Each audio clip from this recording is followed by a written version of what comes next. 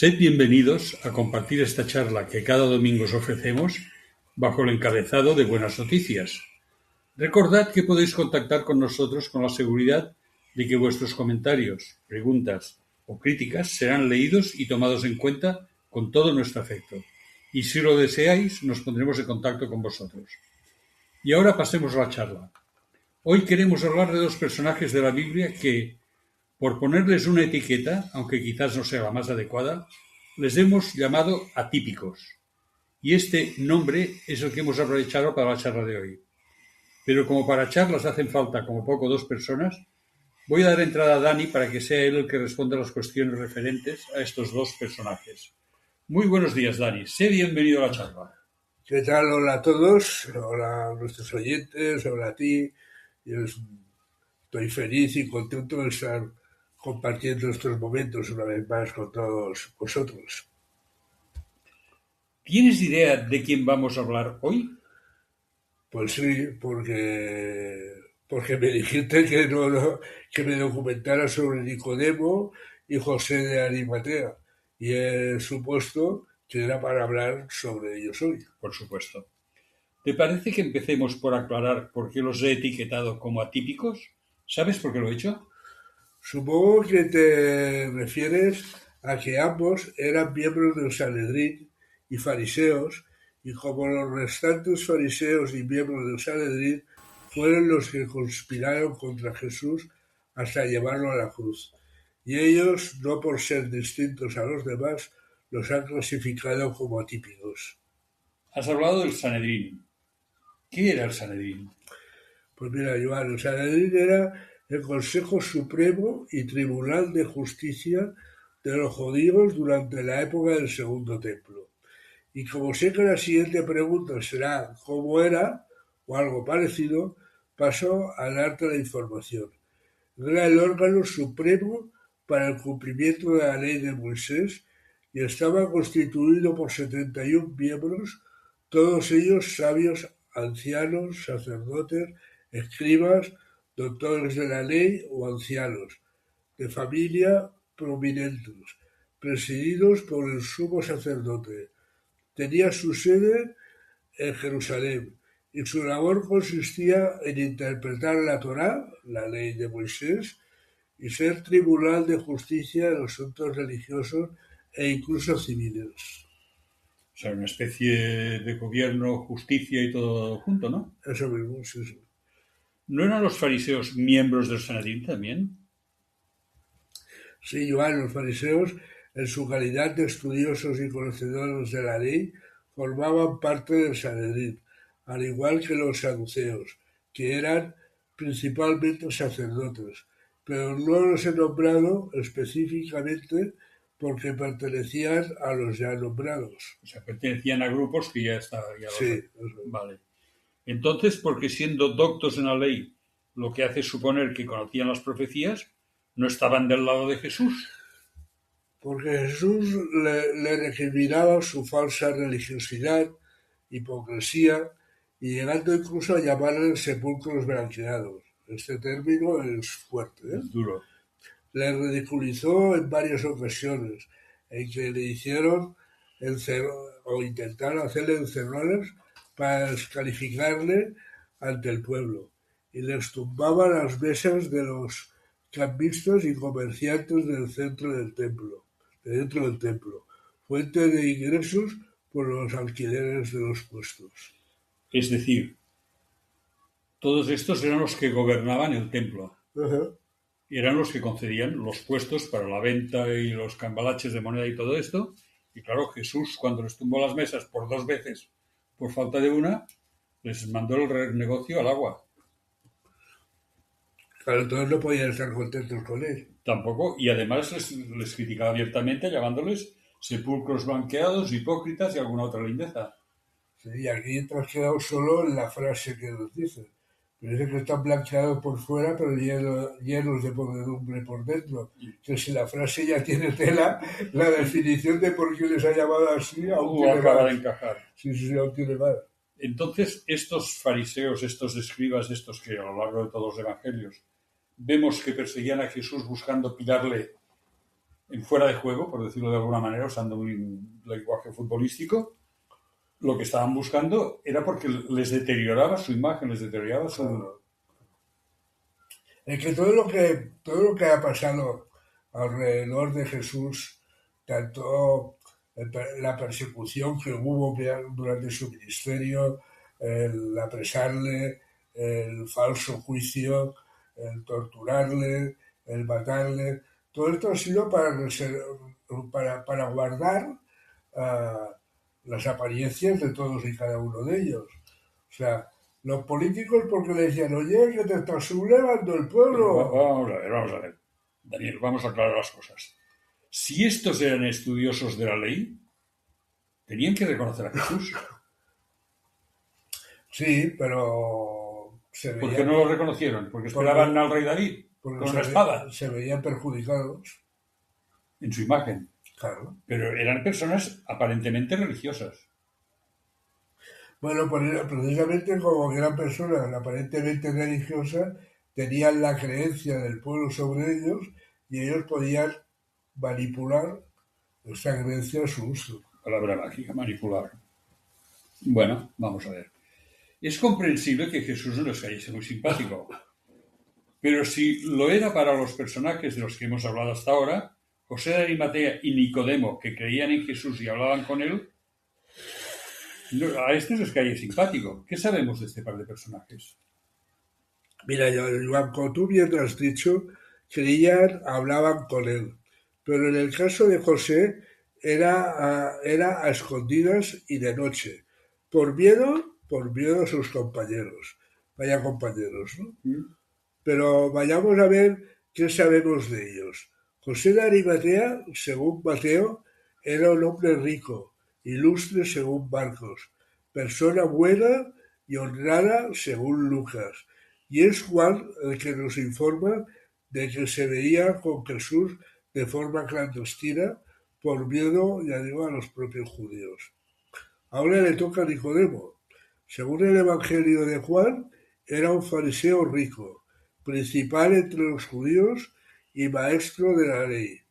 Como ves, ambos eran conocedores de las Escrituras e investigaron y buscaron con evidente temor para saber si Jesús era el Mesías o no. Y al parecer llegaron a la conclusión de que sí lo era, ya que arriesgaron su vida y su prestigio, primero reclamando el cuerpo de Jesús a Pilatos, luego descolgándole de la cruz, para más tarde depositarlo en una tumba nueva, propiedad de José, y amortajándole y embalsamando su cuerpo con 100 libras de mirra y aloe. En aquel momento, mientras los discípulos y apóstoles de Jesús se escondieron llenos de miedo, ellos dieron la cara y una digna sepultura al maestro. Un contraste, ¿no? Pues sí.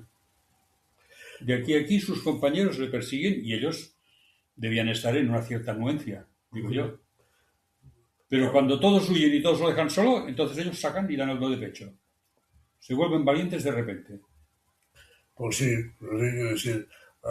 Y valientes, estamos hablando de 100 libras de mirra y aloe, que esto era dinero, ¿eh? Sí, sí, sí. Y un sepulcro nuevo también.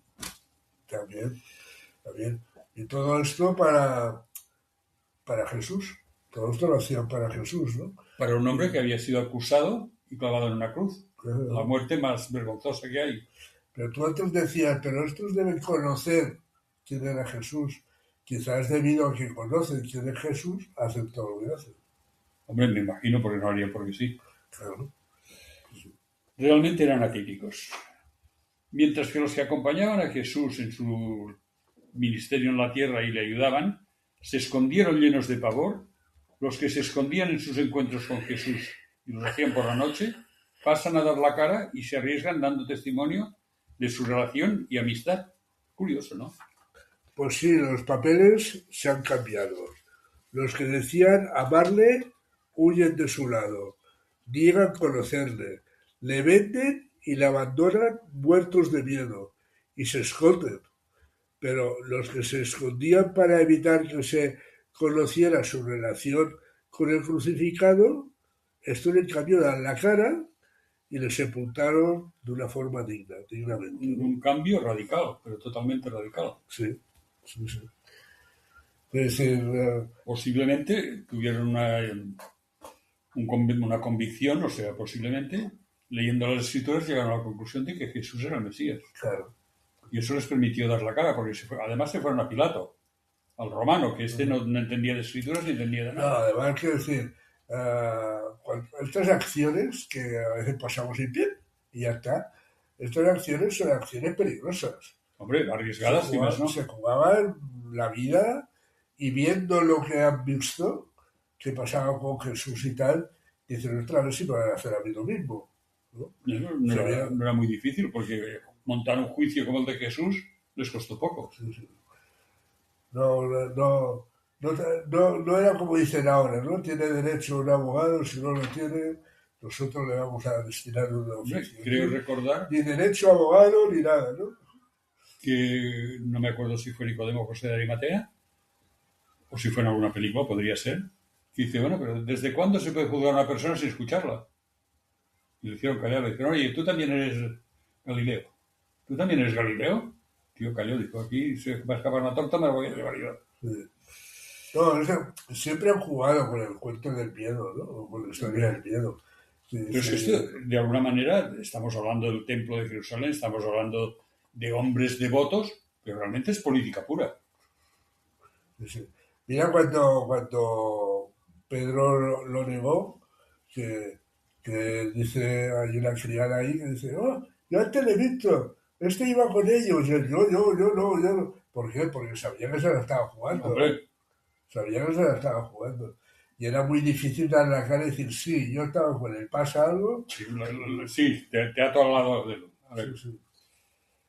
¿Se sabe algo más de estos dos personajes? A ver, si sabemos alguna cosita más. Mira, la Biblia no nos dice nada más, pero existe un evangelio apócrifo de Nicodemo, en el cual el mismo se define como judío ortodoxo y fariseo, además de estricto en la observancia de la ley. Habla de desacuerdos con Jesús a causa de sus diferentes interpretaciones de las Escrituras y poca cosa más.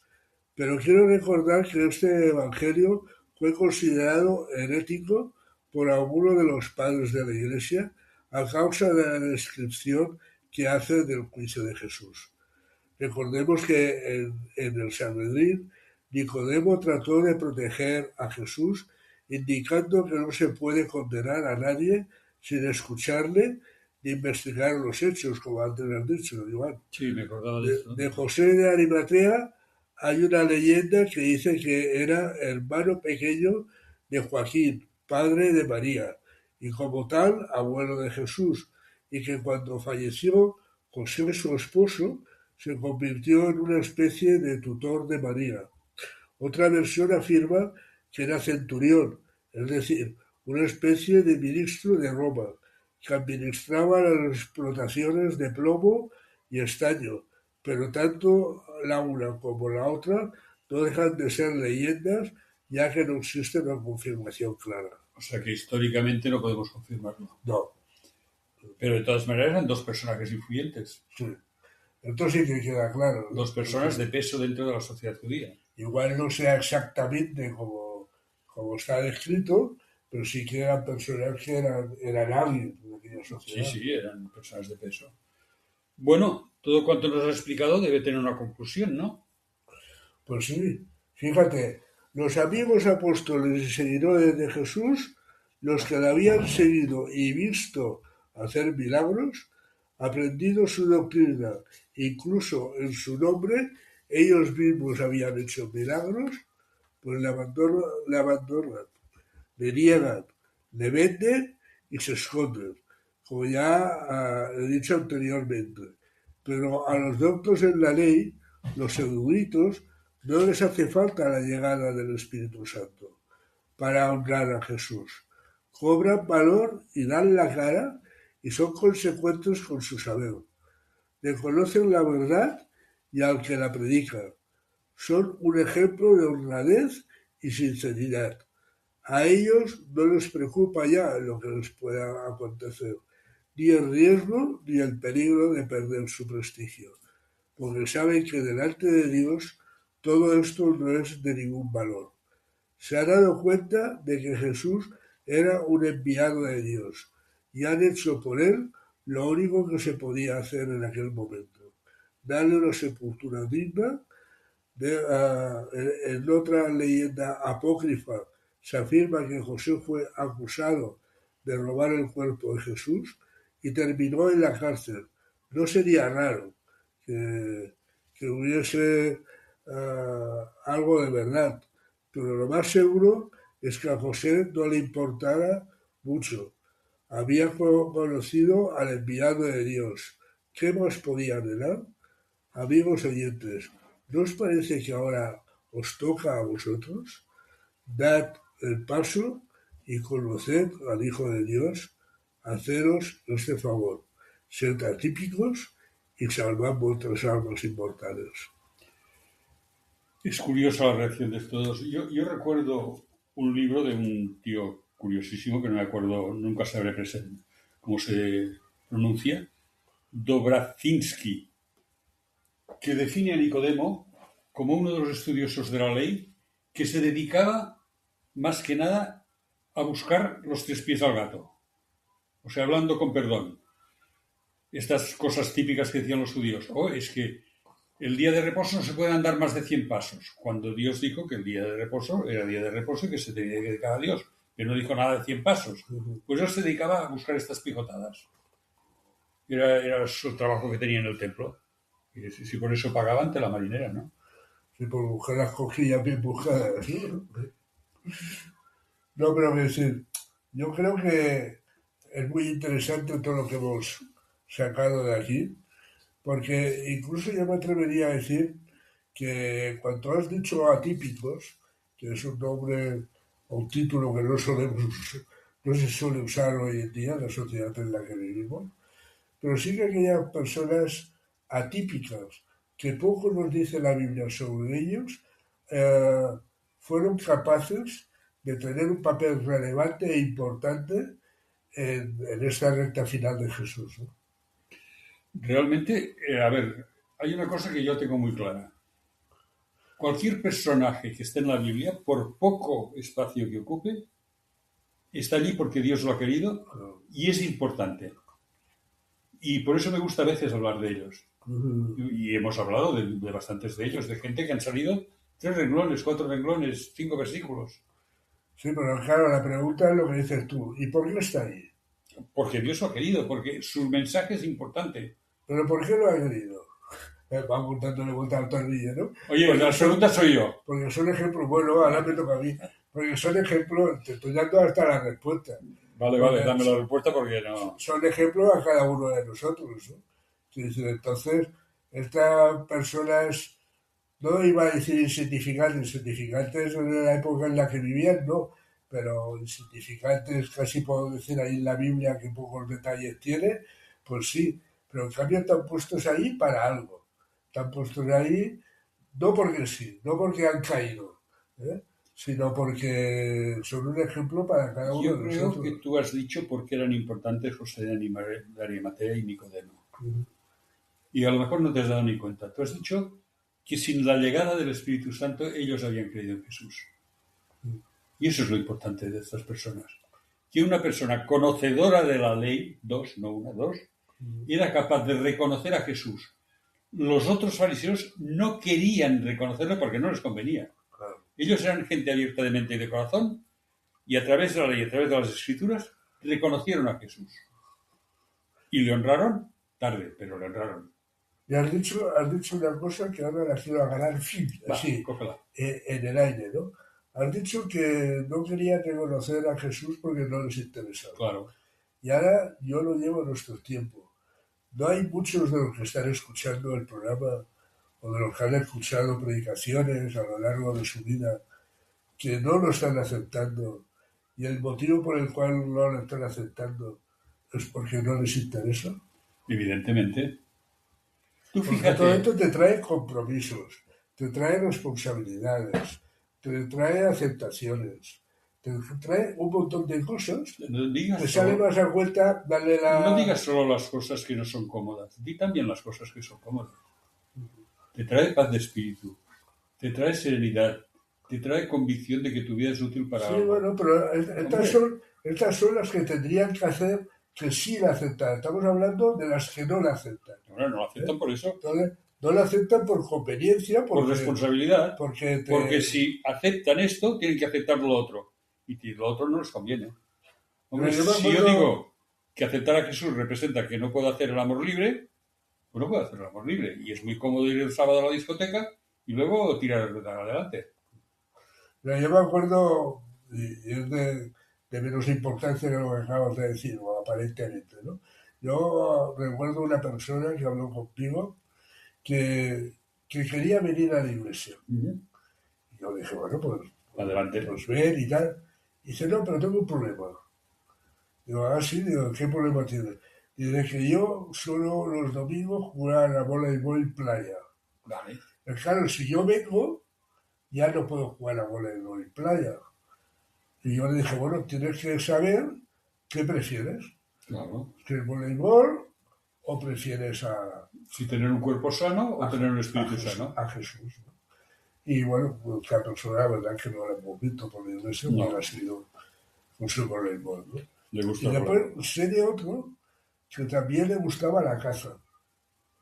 Y los fines de semana iba a cazar con sus amiguetes, iba a cazar lo que pillara, cualquier cosa que se pudiera, ¿no?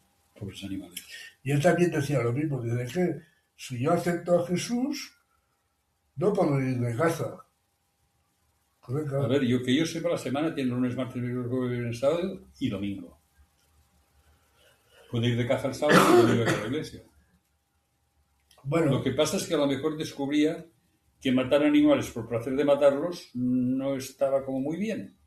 No, pero esto también es un grupito en el que te mueves. Claro, si los demás, por lo que sea, por trabajo, por ocupaciones, por lo que sea, van el domingo, pues tú te ves obligado a ir el domingo. Ah. No puedo decir, no, iré otro entonces, día. No, pues la caza lo que te gusta es el cachondeo que armas con los otros. Claro.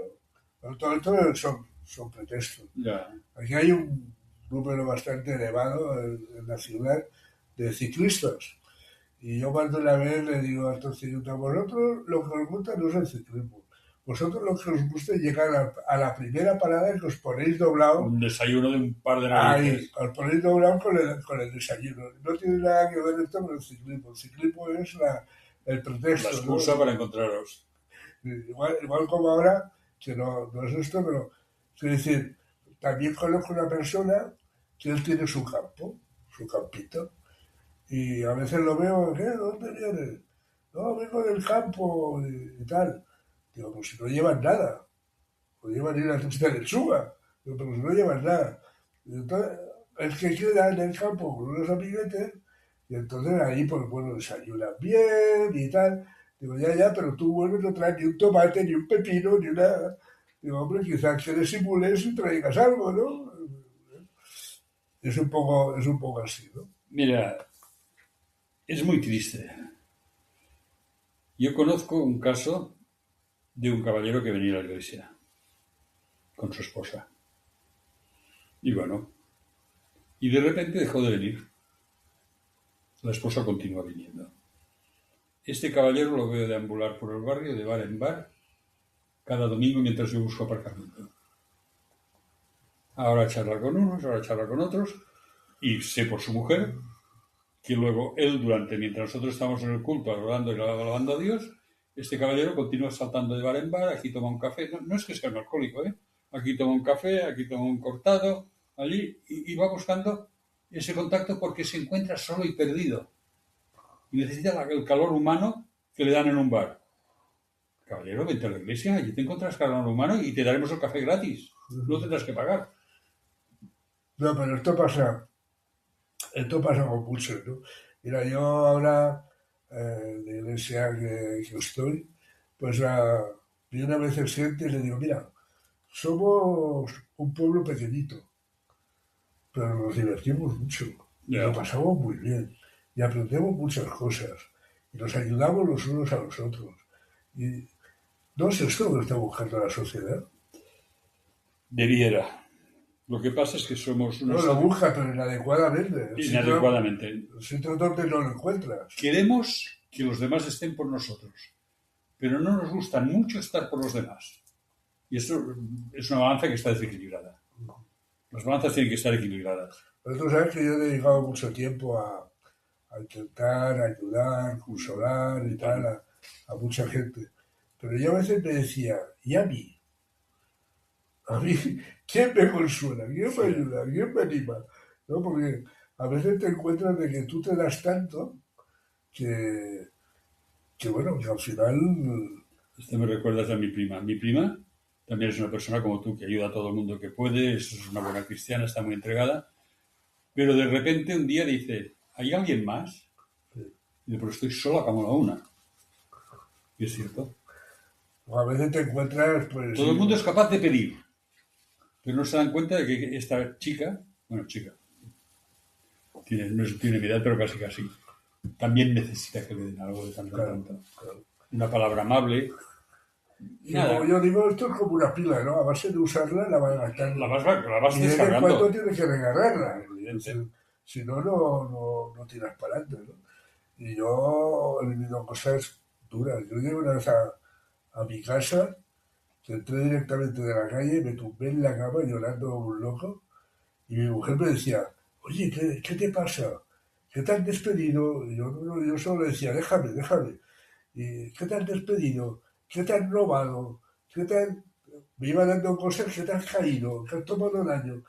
Y era porque me había encontrado en un caso de unas personas de Ripoll, un pueblo de aquí de Cataluña, que tenían una hija que ya desde pequeñito tenía cáncer y estaban esperando llegar a un punto de cuando ella fuera mujer, podía pasar dos cosas. O que el cáncer avanzara y terminara con ella, o que el cáncer retrocediera y tuviera la vida por delante. Y bueno, había varios consejeros espirituales con este matrimonio y no conseguían atar que decirle, como animarle, y me vinieron a mí para que yo me fuera a Ripoll a hablar con esta gente. Y yo llegué a mi casa diciendo, es que no puedo. O sea, hay una pareja que está a punto de perder su hija. ¿Qué le puedo decir? Porque además no eran creyentes, por lo tanto, muchas de las cosas que podían decir a nivel místico o espiritual no se lo podían decir porque les suenan vacías. Y claro, muchas de las cosas que le pueden decir cuando una persona está a punto de perder su hija, suenan no huecas, no, más que huecas.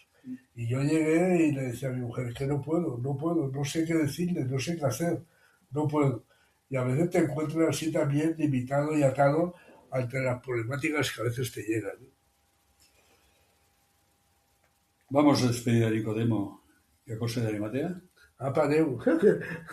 No, sí, pues esperamos que estos dos personajes os hayan ayudado a pensar, a meditar y... No estáis solos en el mundo. No. Siempre hay un Nicodemo, siempre hay un José de Arimatea y por supuesto siempre hay un Jesús que está vigilando por vosotros. Y bueno, siempre encontrarás el calor de gente creyente que quiere ayudarte, quiere escucharte, quiere comprenderte y quiere darte a veces este empujoncito necesario para seguir adelante o levantarte del suelo cuando te has caído, ¿no? Por lo tanto, espero que te haya hecho bien el programa y si te ha hecho bien y nos lo quieres decir, nos gustaría escucharte. Nos escribes y dices, mira, tal igual. Y nosotros, si tienes alguna duda, te la aclaramos y si tienes algo que decirnos, lo aceptamos de todo corazón. Gracias y hasta la próxima semana.